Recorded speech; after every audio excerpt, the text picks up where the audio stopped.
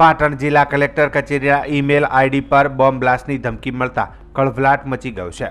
ધમકીના સમાચાર મળતા જ કલેક્ટર સહિત તમામ અધિકારીઓ અને કર્મચારીઓએ પોતાની શાખાઓ, વિભાગો અને ચેમ્બરોમાંથી બહાર દોડી આવી કેમ્પસ ખાલી કર્યું। આખું કલેક્ટર કચેરી કેમ્પસ પોલીસે પોતાના કબજામાં લીધું હતું। સુરક્ષાના ભાગરૂપે બોમ્બ ડિસ્પોઝલ સ્ક્વોડને તાત્કાલિક ઘટનાસ્થળે બોલાવી તપાસ શરૂ કરવામાં આવી છે।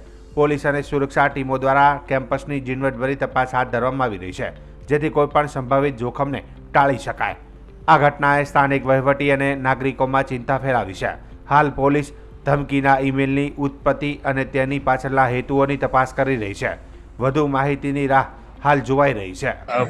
એક ઈમેલ આવ્યું હતું કલેક્ટરના આઈડી ઉપર કે આ એક બોમ્બ થ્રેટ જેવું એમાં રાખ્યું છે। આજે 3 વાગે પહેલાં કે આઈડી બ્લાસ્ટની સંભાવના છે એમ કરીને એક એનોનિમસ ઈમેલ આઈડી હતું।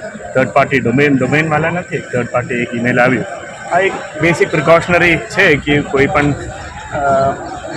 એક એસઓપી તરીકે બધાને ક્લિયર કરવી છે।